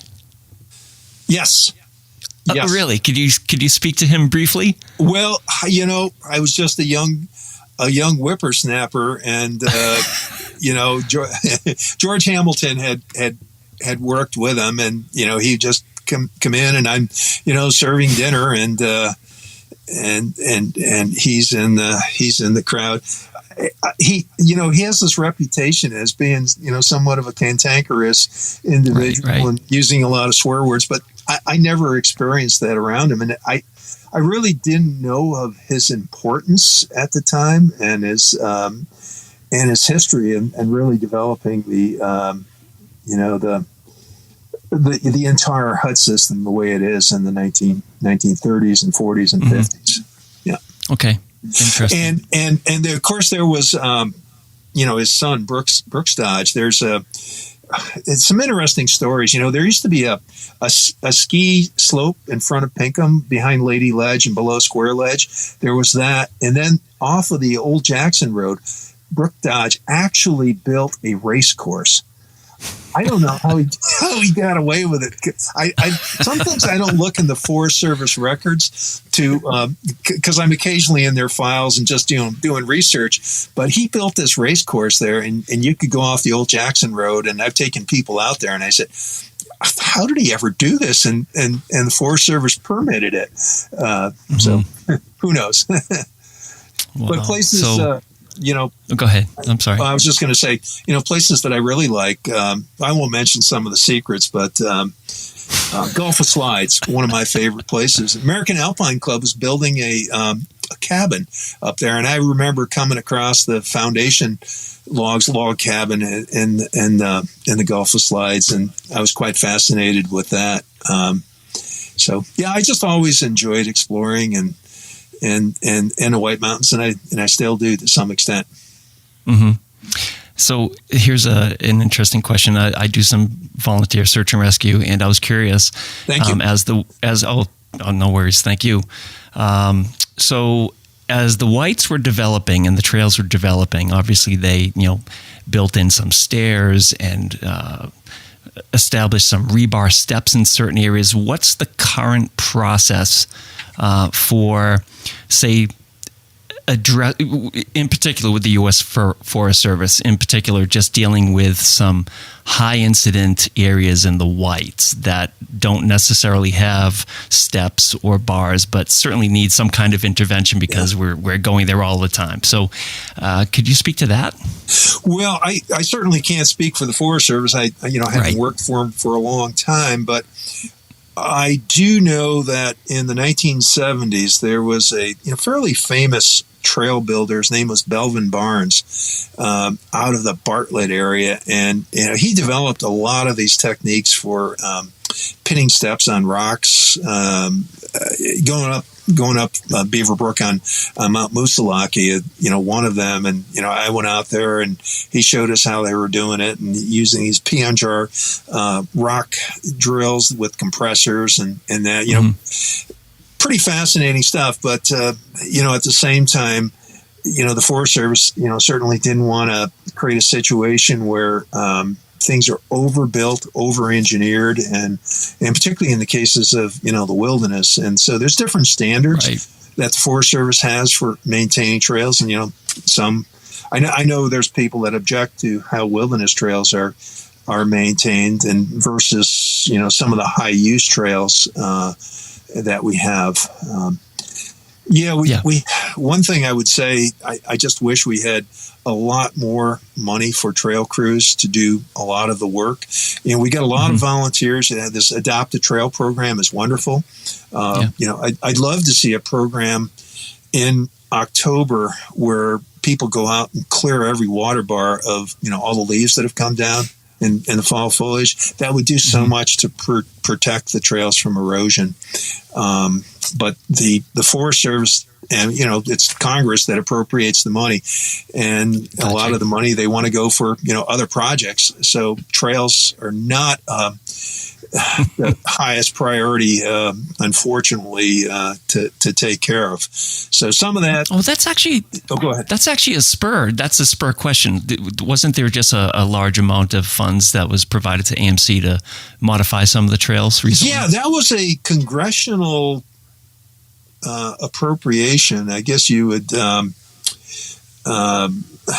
it that, where the congressional delegation got the money for the Franconia Ridge Trail. And it's an amazing amount of money. And of course, then we had the Crawford Path, and that was funded through, different sources, donations and that, and some Forest Service money and National Forest Foundation money, and so maybe that's the approach to use in the future, and crowdsourcing and that. It certainly works for these conservation groups. They'll say they want to buy a 80-acre piece of land and donate to this, and they get the money, and they often get it fairly quick. Maybe what we should be doing is saying that a particular trail, say the Peaked Hill Pond Trail, needs a $15,000 to rehabilitate it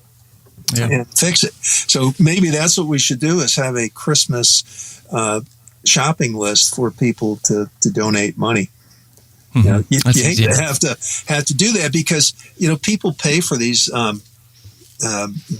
parking permits and that, and a lot of that money goes to cover the cost of that, but there's never enough for all of the miles of trail that we have that's here. And it gets such heavy use too. Okay, and my last question is, are you familiar with the hopper at Mount Greylock in Massachusetts? Yes. Could you tell me about that? Because it's always fascinated me, and you can find it on a map, but apparently, from what I understand, there is a section that isn't connected to a trail that you have to bushwhack to. Is that the case? Yeah, and that's actually some old growth forest that's up in that particular area there, and the hopper is really more like a glacial cirque type feature on that highest mountain in Massachusetts. So there's a lot of logging that was done in that area, but there's a lot of forest in western Massachusetts in the Berkshires that have a lot of old growth in it. A guy by the name of Bob Leverett discovered a lot of this, and there's Mohawk Trail State Forest, and there's thousands of acres of old growth forest that are just amazing. And that's great. Yeah, Bob Leverett's going to be one of the speakers at the Old Growth Forest Conference in September 21st through 23rd. So he'll be talking a little bit about the history of that area there, and so he's pretty familiar. Mount Wachusett's got some pretty interesting old growth forest too. It's fascinating. Well, thank you, Dave. Mike, you can take over. Yeah, no, we kept you for an hour. I told you it was going to be like 30, 45 minutes, but it's an hour, and now we want you to come back again. I was hoping for about 3 hours, and then I'll. No, this is fascinating, and we appreciate it so much. Anything you want to plug? Any writing or books or anything like that you want to plug? No, I would just encourage people to the leave no trace ethic, to do that, and if we all picked up after each other and just did a little bit of extra work on the side, the forests and the trails would look so much better. And, if you see a water bar and it's starting to silt in, just use your heel and dig it out, and that thing will last a lot longer. So yeah. And I think that what I learned today is I always tell people, like, make sure you look behind you when you're going uphill. And I always tell people, like, you don't want to miss that view. But what strikes me from talking to you is that what we should also be doing is looking to our left and our right as we're on the trail to try to see if we can find those old growth forests. Yes. Absolutely. Yeah. Looking for those big trees, those old trees, and also those dead trees that are there. And there's life in dead trees. Yeah. Well, I think that's a good way to end it. And David, I think, again, we appreciate you coming on, and we'll definitely be back in touch and hopefully get you on again. Okay. Awesome. Thank you.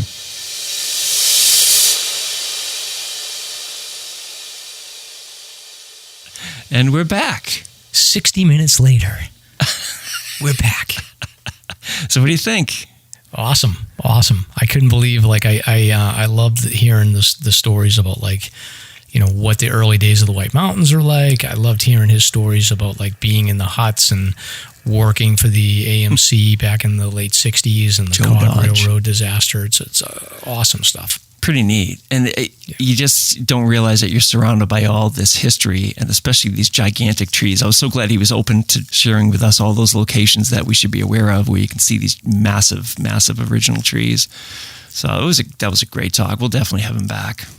Yeah, for sure. And I'm going to be, like, rubbernecking left and right every time I'm on a trail now, looking for some of these older forest, old growth sections. But there's not a lot of them out there, but it was really interesting to hear about it. Yeah, for sure. And keep an eye out for that event at the museum, too. That sounds like a great time down at Plymouth. Yep, we'll put that in the show notes and on our social media when we get more info. Yeah. All right, cool. So last sponsor, and then we have Search and Rescue. So it's 48 Peaks Alzheimer's. Hike to Fight Alzheimer's with 48 Peaks, a fundraising and awareness event for the Alzheimer's Association. Hike one of New Hampshire's 4,000 footers or create your own adventure. Consider joining us this summer or during the fall foliage season. Together we will paint the mountains purple and raise vital funding to advance the care, support, and research efforts of the Alzheimer's Association. Our hope is that one day Alzheimer's will be nothing but a memory. Learn more at alts.org/48peaks.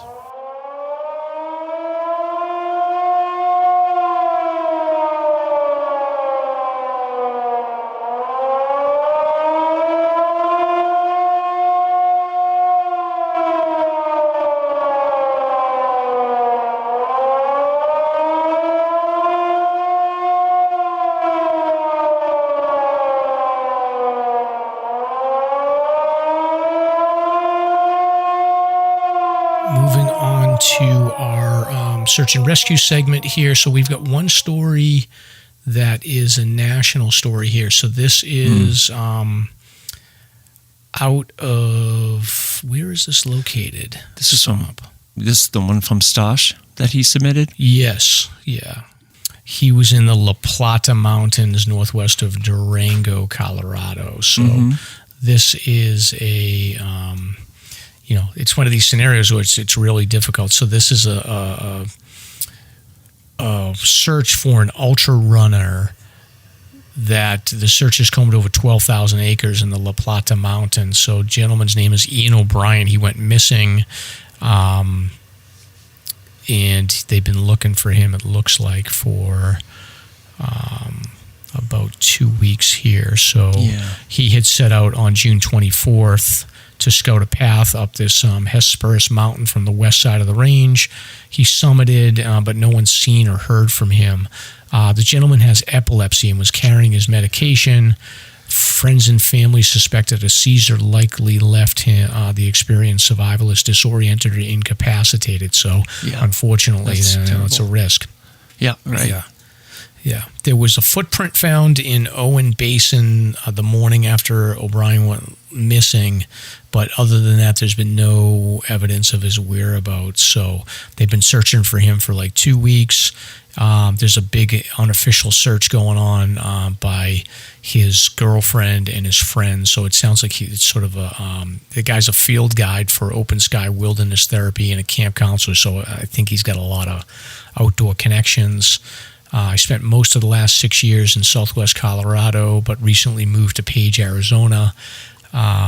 So he's got a lot of connections, and they've all mobilized. So you got about 25 to 80 volunteers at any one point in time. Many of them didn't know O'Brien, but knew friends of his. So they were meeting daily, but unfortunately, by the time this article was written, July 11th, they called off the search. So sad story. But it's just one of those crazy, risky things around like solo hiking, but you're epileptic, and there's about 10 people. There's a small team of like 10 close friends that are going to keep searching, and there is a GoFundMe account, so I'll post that. They've raised about $100,000 so far, and I'm assuming they're paying for helicopter searches and stuff like that.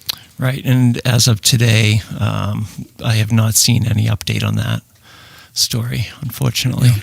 That's heartbreaking.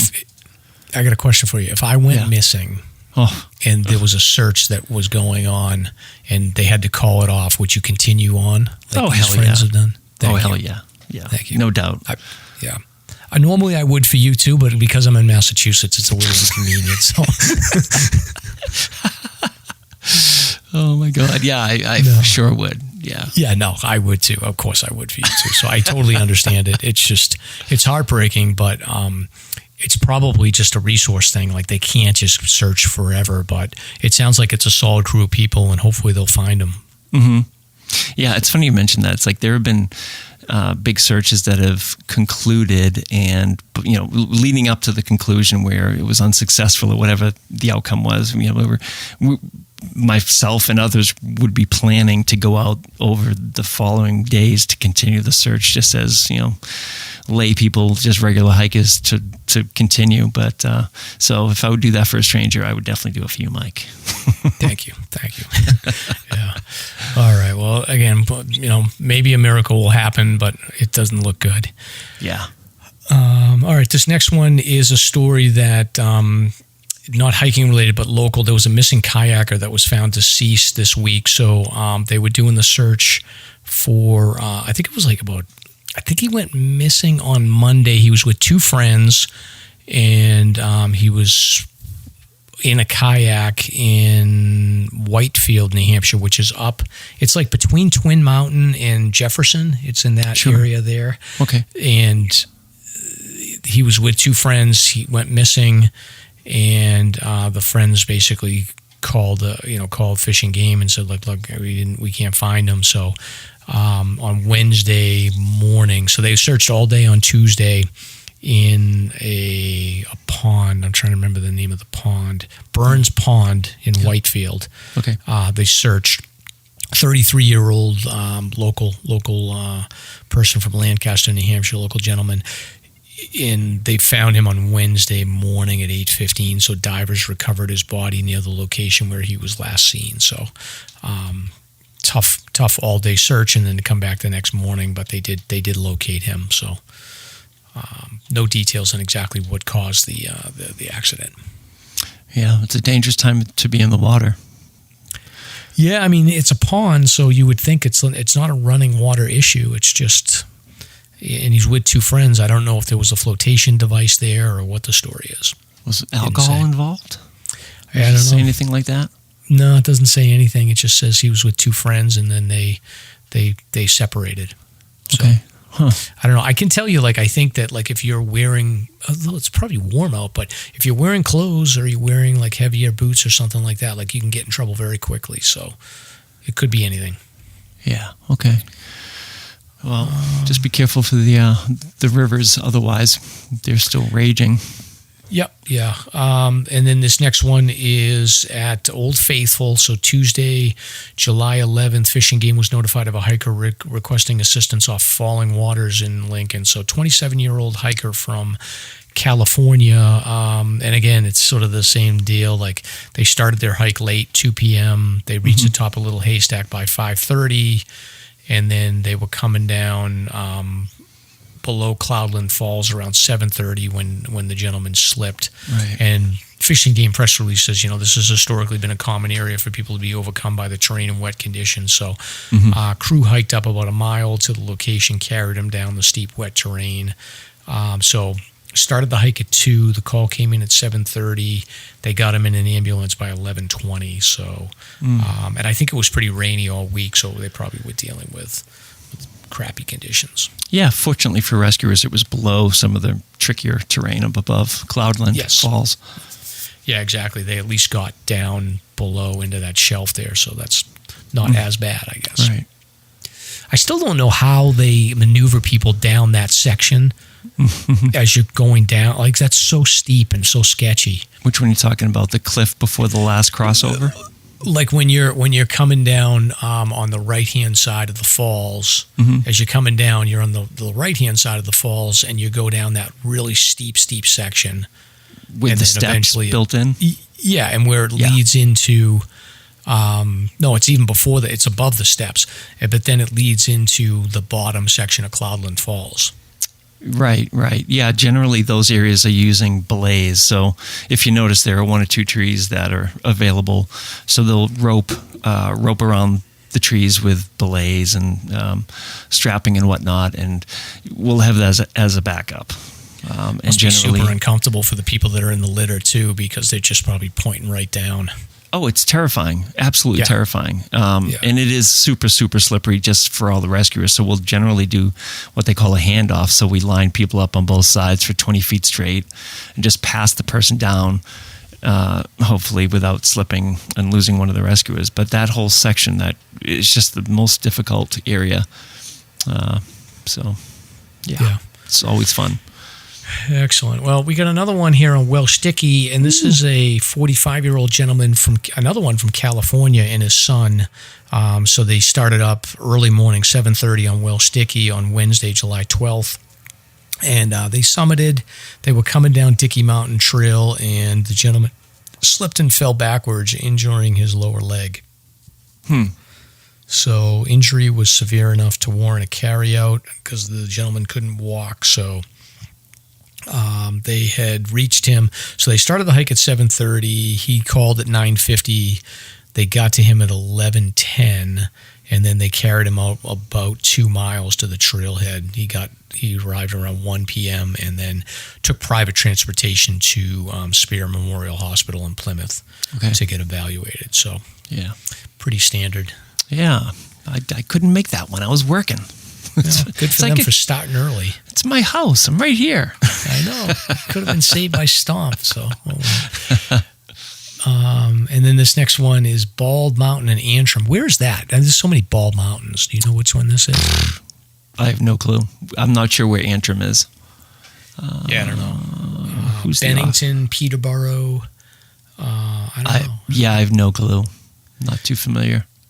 Well, this guy was on Bald Mountain in Antrim on July 15th, and he got dizzy, weak and dizzy. So 70-year-old gentleman from New York City, and he was on the Tudor Trail on Bald Mountain. So local fire departments came to help him out, along with a conservation officer, and they gave him water and had him eat some food. He didn't bring anything with him, so he was given water from another member of his hiking party, and I don't know why they had to wait for the police to suggest that, but after resting for a short time, they encouraged him to keep moving under his own power, and he was able to get back to the trailhead by 4:10 p.m., and it was determined that he was hiking with a group of friends and did not bring any water or food for himself despite the warm conditions. So, okay. Peterborough, New Hampshire. So I'm looking at it on a map. It looks like it's closer to southwest New Hampshire, down by Monadnock, that range area. Okay, yeah. Sounds like he's an older guy, didn't bring any food, didn't want to bother his hiking friends to tell him that he needed to drink some water, and got a little dizzy, so. Yeah. So, okay. I have to laugh on these things on the Facebook post, because our friend George Pelletier, who was on I think episode 35 or something, he's keeping a running tally now. He's like, we now have a total of 37 hikers rescued this year, only 2 of which have purchased a hike safe card. So there he goes. So that's really funny.